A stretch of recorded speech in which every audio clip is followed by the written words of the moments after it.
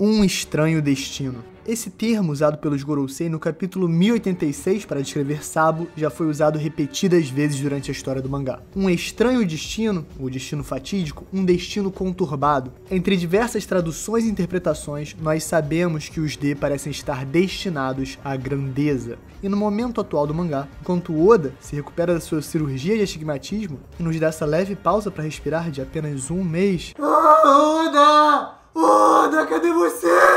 É aí que na paz, na tranquilidade, não saiu o mangá! De nossos pensamentos, nós podemos refletir sobre cada um desses elementos que posicionou personagens vitais da obra na iminência de um conflito histórico. Monkey D. Dragon, Monkey D. Garp, Marshall D. Teach, Trafalgar D. Waterloo e, finalmente, Monkey D. Luffy. Segundo a teoria de hoje, esses homens, com nomes, com iniciais, com vontades que perseguem esse estranho destino, serão os catalisadores da batalha final contra Imu. Então vamos hoje nessa jornada descobrir o que esse conturbado, estranho, fatídico destino nos guarda. Fala aí galera, Chapéu de Palha aqui, eu sou o Derek e hoje vou trazer uma teoria do Joe lá do Twitter, vou deixar na descrição aqui, ele faz teorias gringas muito brabas e a gente vai analisar e destrinchar certinho tudo que esse gênio da comunidade tem a nos dizer sobre o que esse destino estranho nos reserva. Então, se gostou da introzinha, deixa o like, é só o início. Alanzito, obrigado pela edição, você é craque. Não esquece de clicar no sininho, por favor, para receber todos os vídeos assim que saírem, vale a pena. E, gente, checa nossa lojinha. Vários itens muito maneiros que vocês certamente vão gostar e vão estar apoiando o canal, além de receber uma parada física que vai ficar com vocês. Então, sem mais delongas, Alan, o craque, chame lá a vinheta.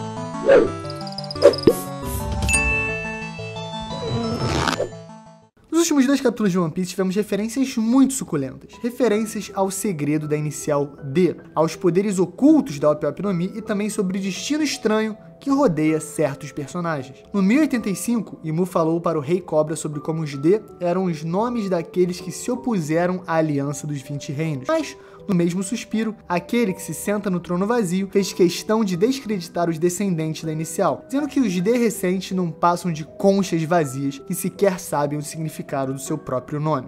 Já no 1086, uma das 5 estrelas anciões, Marcos Martes, comenta sobre como Sabo é um homem que tem um destino estranho. Ninguém é cercado por tantos D quanto ele, que funciona até como uma bela referência ao mini flashback que mostrou um Sabo criança conversando ludicamente com seus irmãos sobre a inicial que parece carregar o peso de séculos de história perdida. Portgas de Ace, Monkey D. Luffy. Sabo cresceu rodeado por grandeza sem nem saber. E sem nem saber, preso pela própria amnésia, cresceu e se tornou grande, criado por uma sombra do tamanho de um planeta. Monkey D. Dragon e o Exército Revolucionário, se tornando o nosso Imperador das Chamas. Então isso deve ser assustador para os Gorosei. Mas esse comentário sobre o estranho destino não é inédito. No capítulo 798, quando se lembrava de Corazon e seu trágico fim, Sengoku pensa que os D sempre vêm acompanhados de um destino conturbado. Essa teoria é muito popular na gringa, porque em todas essas citações, as traduções em inglês foram relativamente consistentes. Sengoku, os Gorosei, Law e companhia falam em Checkered Fate, um termo que significa literalmente algo como destino xadrez, destino quadriculado, destino preto e branco. A metáfora visual do termo é que um destino xadrez ou quadriculado carrega partes pretas e brancas, representando a inconsistência, a imprevisibilidade, os altos e baixos e a complexidade da situação. E esse destino conturbado, como Sengoku cita no 798, parece sempre acompanhar os D por onde eles vão. Talvez isso seja uma representação dos efeitos sentidos pela vontade dos D. No mínimo, a conexão já é clara. Mas isso significa que o Sabo é realmente um dos D? Será que Sa-de-boa, só uma brincadeira do Oda, ou, no seu melhor estilo, pode ser mais um foreshadow? Talvez a resposta esteja na própria construção das frases. Sengoku menciona que os D são sempre acompanhados por um destino conturbado. Já Marcos Martes, no capítulo 1086, diz que Sabo tem um estranho destino conturbado. Isso levanta dúvida. O que significa ter um presente e um futuro conturbado? Se Sengoku estava falando sobre Corazon e seu envolvimento com Law no fim do arco de Dressrosa, como isso poderia se conectar com Sabo? Como os Gorosei explicaram, o significado é bem simples, mas com uma profundidade tremenda. Simplesmente significa que um destino conturbado pertence àqueles envolvidos ou afetados diretamente pela inicial D. E os paralelos entre Sabo e Corazon ficam bem claros quando pensamos mais profundamente sobre a relação entre os dois e os D. Corazon, ou melhor, Rocinante, era apenas uma criança, um filho de um dos dragões celestiais, a casta mais alta da sociedade do mundo de One Piece, um grupo extremamente poderoso e influente. Mas, através de seu contato com a nobreza e depois da sua traumática experiência com Doflamingo, seu pai Homem e sua mãe, os anos na pobreza e na pirataria, até finalmente escapar e se tornar um marinheiro, mostraram para Rocinante que seu status de nobre era algo tremendamente negativo para ele e para as pessoas, já que ele viu de perto a dor e a crueldade gerada pela desigualdade insana do mundo de One Piece, onde nobres vivem literalmente no céu e pobres morrem de fome, doença e violência todos os dias. Mas naquele dia fatídico, seu estranho destino foi selado. Ao ser apresentado a Trafalgar de Waterloo e o contar sobre a importância de carregar o nome secreto dos D, ele talvez sem nem perceber, colocou uma gigante engrenagem em movimento com uma força que provavelmente ninguém mais na história poderia parar. Sabo fez um caminho diferente, mas que também mudou bastante ao ter contato com os D, que definitivamente mudou sua vida para sempre. Durante o flashback em Goa, por circunstâncias bizarras como seu pai o obrigando a acusar Luffy e Ace de crimes para que sua família mantivesse o status nobre, Sabo acaba fugindo para o mar, deixando uma carta para seus irmãos, sonhando que um dia se encontrem livres no oceano, livres de hierarquias, crueldades e injustiças, simplesmente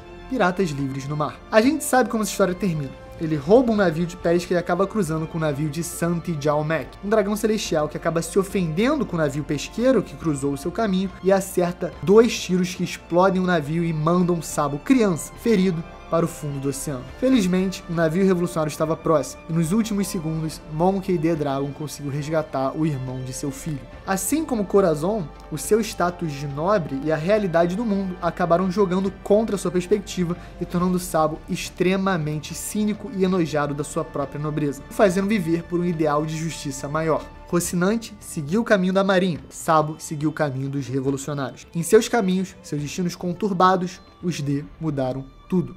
Mas a história dos dois parece similar. Nobres que acabaram do lado certo da história depois dos eventos conturbados da sua vida. Algo parecido com Nefertari de Lily. No pouco que sabemos da ancestral do Rei Cobra, ela se encaixa perfeitamente com esse modelo de história. E a gente sabe como Oda ama emular esses modelos e passar eles pra frente. A história sempre se repete. Lily rejeitou a sua nobreza, rejeitou o convite para ascender aos céus e viver canonizada como uma das 20 monarcas que derrotaram o Reino Antigo em Marijoa, os dragões celestiais originais. É através da sua carta que nós começamos a aprender sobre o significado perdido dos D.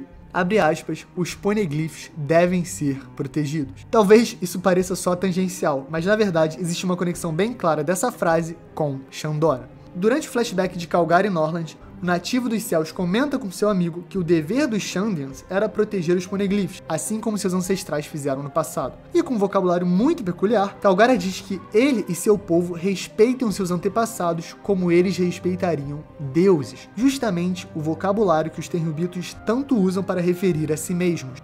Parece vir de um sentimento verdadeiro e puro de respeito e dedicação ao passado. Já os dragões celestiais. No início de Skypiea, lá no capítulo 272, Robin investiga e descobre que Shandora, na verdade, foi o palco de uma gigantesca batalha. Pelo menos um dos poneglyphs tinha sido levado até lá, e esse enfrentamento custou toda a história da cidade. Ela nota que livros foram queimados, rastros arqueológicos apagados, e os traços do combate urbano destruíram pistas que nunca mais poderiam ser recuperadas. E como nossa incrível historiadora, espiã e arqueóloga notou, se um dos poneglyphs foi levado até Shandora, isso provavelmente conecta diretamente ao distante passado, quando Lily foi responsável por espalhar os poneglyphs pelo mundo. Como Emu declarou no capítulo 1085, podemos especular com bastante segurança que Lily trabalhou com Wano e Shandora para proteger 2 importantíssimos poneglyphs que já descobrimos essa altura da história. Em Wano, o poneglyph que revela a existência e a localização da arma ancestral Pluton. Em Shandora, o poneglyph que confirma a existência e a localização de Poseidon. 2 armas ancestrais. 2/3 do poder que pode ter derrotado a grande civilização do Reino Antigo. Se voltarmos para o maravilhoso discurso do professor Clover lá no capítulo 395, nós somos lembrados que o propósito dos poneglyphs era proteger uma mensagem. Os criadores desses artefatos temiam que a verdade e a história fossem destruídas e deixadas apenas em papéis e livros, exatamente como aconteceu em Shandora. E provavelmente uma mensagem que os poneglyphs foram criados para proteger é justamente a Carta de Lily, uma carta que baliza o propósito do clã dos D e a chave para revelar a verdadeira história do mundo, além da vontade dos D. Voltando ainda mais na terra original de Lily, Alabasta, é lá que aprendemos pela primeira vez sobre a verdadeira história, a história que será revelada com a união do Rio Poneglyph, o conjunto de 9 artefatos que revelariam essa verdadeira história do mundo. E com isso tudo em mente, as peças começam a cair no lugar. O significado que esse estranho destino, referenciado pelos Gorosei e por Sengoku, provavelmente está escondido dentro da verdadeira história de One Piece. Para que a verdade seja revelada, aqueles com a inicial D devem descobrir o significado por trás de seus nomes. O Rio Poneglyph precisa estar completo. E se isso for verdade, o significado daqueles que carregam esse estranho e conturbado destino, como Sabo e Corazon, é guiar aqueles que carregam o inicial D e redescobrir o significado dos seus próprios nomes. Seguindo as súplicas de Cobra, Sabo, que carrega esse destino estranho, pode guiar personagens como Law e Vivi e descobrir o Rio Poneglyph. E naturalmente, Robin seria a peça central desse enredo, já que ela é o grande motivo de sabermos que essa verdadeira história existe no mundo de One Piece. Robin provavelmente também segue e acompanha esse estranho destino. Desde o massacre de Ohara, os revolucionários se referem a ela como a chama da revolução. Então, se Robin é essa chama, isso provavelmente é um foreshadow para como ela inspirará com suas ações e ideias a revolução final contra o governo mundial. Se ela ajudar que Vivi, Sabo e Law descubram a verdade, provavelmente teremos todos os elementos para que o cataclísmico confronto final contra Imu comece. E a guerra contra Marijoa provavelmente contará com a aliança geral do clã dos D e uma rebelião completa contra Imu e o governo mundial. Nas palavras de Law, os D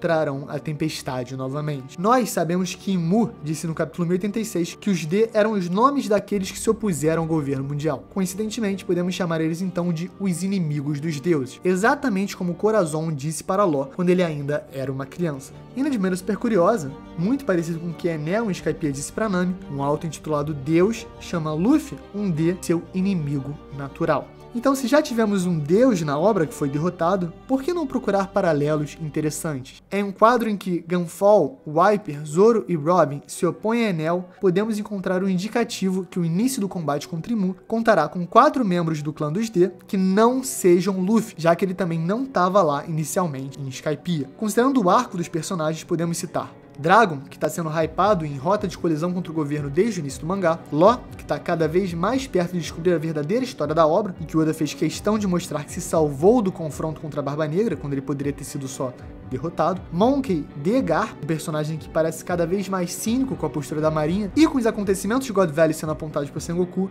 alguém que parece que precisa de um ato final de redenção perante os anos de conivência e tragédias do governo mundial, por mais que ele pessoalmente nunca tivesse apoiado ou se submetido a essas atitudes. Mas como são 4, precisamos de mais um nome. Quem é esse nome? É bem provável que Law teria um papel central nessa batalha contra Imu. Ele tem o poder que supostamente controla o Tesouro Nacional de Marijoa, como o Doflamingo disse a ele durante o confronto em Dressrosa. E, sabendo dos paralelos entre a imortalidade de Imu e a operação da juventude perene da Opp no Mi, talvez ele seja a chave para desativar a vida eterna de Imu. O que não seria novidade, né? Já que com os danos internos do Krum, ele foi a chave para derrotar a Big Mom, um oponente que individualmente era muito mais poderosa que ele, mas ficou vulnerável a um dos poderes chaves da história de One Piece. Dragon é a tempestade, e se os D sempre causarão a tempestade, ele estará no centro dela. O líder dos revolucionários vai participar. Kazekaze no Mi, Akuma no Mi da Tempestade, Thunderbird, Quetzalcoatl, que seja, a tempestade chegará e Dragon estará nela. Garp também vai estar lá para sua redenção final, que eu, como um fã do Garp, ia amar muito. Não vou me estender sobre as motivações dele, porque recentemente fiz isso em um vídeo só do Garp. Então quem quiser entrar nessa jornada, é só clicar nesse vídeo, que eu vou deixar na descrição também. E para surpresa de todos, o quarto aliado dos D será ele, Marshall D. Teach. O homem que definitivamente não é o que Roger espera. Provavelmente não vai alcançar o One Piece, mas ele certamente é um D, pode destruir o status quo com a sua ambição e poder infinitos. No final de Marineford, triunfante, ele declarou que essa seria a sua era. E Uruji chegou a comentar que ele se tornaria o olho da tempestade. Verdadeiramente, o sonho dos homens nunca acaba. Uma vez que a verdadeira história for revelada e o clã dos D aprendeu o significado de seus nomes pela última vez, as chamas da revelação se tornarão um incêndio e os D trarão a tempestade mais uma vez. Termos praticamente proféticos que representam a batalha que mudará tudo. A batalha de Marijoa. Imu contra Dragon, Law, Garp e Barba Negra. E assim como foi em Skypiea contra Enel, essa luta acabaria no confronto final entre Deus e seu inimigo natural, Monkey D. Luffy contra Imu Sama. Se isso tudo acontecer, então o destino estranho seria finalmente revelado. O destino conturbado de revelar a verdade que precisa ser alcançada antes que Joy Boy possa derrotar Imu. E, finalizando, com as palavras de Binks no Saque. Uma tempestade chegou ao céu distante. Agora as ondas dançam, rufando como tambores. Se a covardia te consumir, esse suspiro pode ser o último. Porém, com cada manhã vem um novo sol. Yo-ho-ho-ho. Yo-ho-ho. Galera, esse foi o vídeo. Se você gostou, achou interessante, achou os pontos relevantes, deixa o like. Chega lá no Twitter a Teoria do Joe, é bem legal. Segue ele lá, dá um like na teoria. É isso, galera. Meu nome é Derek, esse foi o vídeo. Se inscreve, checa o sininho, dá essa moral pra gente. Alanzito, o melhor de todos na edição, o melhor dos mares de One Piece do Brasil. Muito obrigado por um trabalho incrível sempre. E é isso, galera. Valeu! Pode, palha secreto, tá rolando um funk neurótico aqui do lado da minha casa, né? Quem mandou ir gravar 7 horas da noite de um sábado. Mas tudo bem. Glamurosa, rainha do funk, poderosa. Josu de diamante me envolve, me fascina, me dá depressão. Não me deixa trabalhar, mas que tristeza, irmão. Tudo bem. Foi por isso que não teve a minha caroça no vídeo de hoje, mas sei que o Alan tá fechado comigo, vai dar bom. Isso pode parecer secreto, obrigado por quem ouve, desculpa qualquer coisa. Aliás, desculpa nada, não peço perdão mais a ninguém. Não peço perdão também. Peça? Caralho, foda, hein? Valeu, gente, melhor cala a boca. Beijo, tchau.